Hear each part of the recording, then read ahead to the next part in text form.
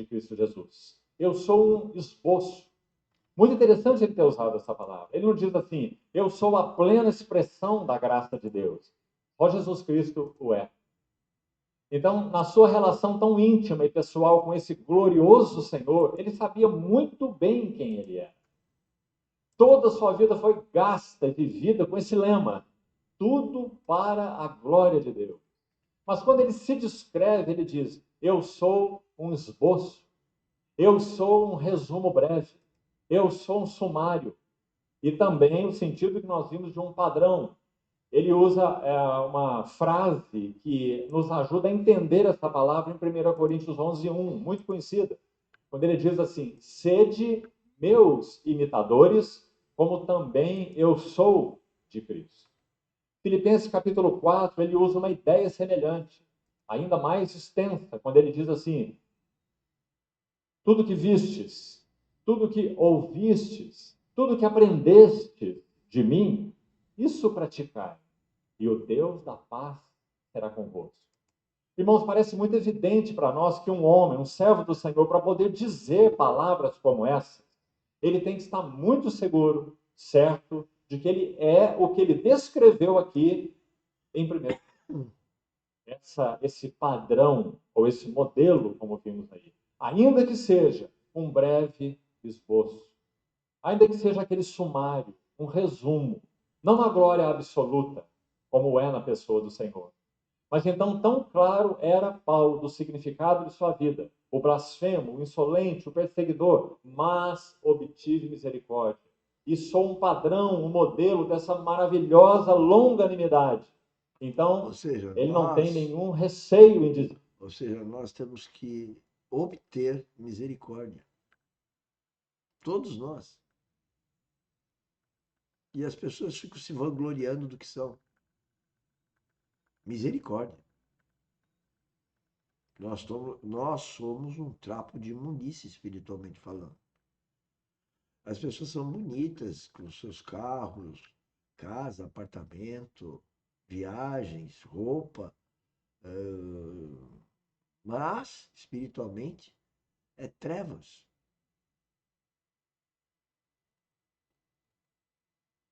É o que está na Bíblia, não sei o que eu estou falando. Olhem para mim, aprendam de mim, me observem, e tudo que ouviram, tudo que viram e tudo que aprenderam, pratiquem, porque o Deus da paz será convosco. Acho que também ele poderia dizer, como é comigo. Então, irmãos, dos 27 livros do Novo Testamento, 13 foram escritos por Paulo. O que você acha? Independente de olharmos a extensão dos livros, ele escreveu alguns livros pequeninos, não é? Mas ele escreveu metade de todo o Novo Testamento. Então, sem dúvida, quando nós olhamos a vida e ministério desse homem, graças a Deus também, como nós citamos ontem, aquelas obras a respeito da bendita humanidade do nosso Senhor Jesus, citamos 3 obras, também há algumas obras, hoje já traduzidas para português, graças ao Senhor, sobre a vida e serviço de Paulo, de muito valor. Gastamos com um determinado grupo de irmãos 11 meses estudando esse tema, vida e serviço. É um tema magnífico. Como nós aprendemos na vida desse servo do Senhor. Esse que disse, olhem para mim, sede meus imitadores, como também eu sou de Cristo. E por quê? Porque ele tem total consciência de quem ele era, e ele tem total consciência de que o Senhor Jesus colocou a mão nesse barro disforme. Aquele que achava que estava fazendo toda a vontade de Deus, e estava exatamente na contramão da vontade de Deus. Por isso que ele usa a expressão nesse texto de Timóteo que lemos, ignorância. Assim se descreve. Eu o fiz na ignorância. E essa era a sua ignorância. E o Senhor Jesus coloca as mãos nesse barro disforme e molda um vaso maravilhoso. Quando ele usa a palavra doulos, Romanos 1:1 que nós lemos, Paulo, servo, escravo de Jesus Cristo. Essa palavra também é muito significativa. Para continuarmos com um panorama primeiro sobre ele, E o nosso fardo maior para essa noite, vamos entrar daqui a pouco, é vermos 5 bases. Quero ser até mais ousado com os irmãos. Eu quero dizer que são as 5 bases da vida e do serviço do apóstolo Paulo. Se nós pudermos compreender quais são essas 5 bases, não com nossa cabeça, quem sabe, com a ajuda do Senhor, essa palavra poderá ficar em primeiro lugar guardada, não aqui, mas já guardada em nosso coração, mas isso ainda será pouco. Nós teremos que ir diante do Senhor e aos pés do Senhor e examinar cada uma dessas bases, para ver se isso é verdadeiro em nossa vida e nosso serviço. Porque se tem sido, se tem progressivamente sido, então nós estejamos certos, nós estamos vivendo vidas para a glória de Deus. Assim como Paulo viveu sua vida para a glória de Deus. Mas antes ainda de examinarmos essas bases, nós precisamos um pouco mais de contexto, de pano de fundo aqui. Então escute algo que eu gostaria de ler para você.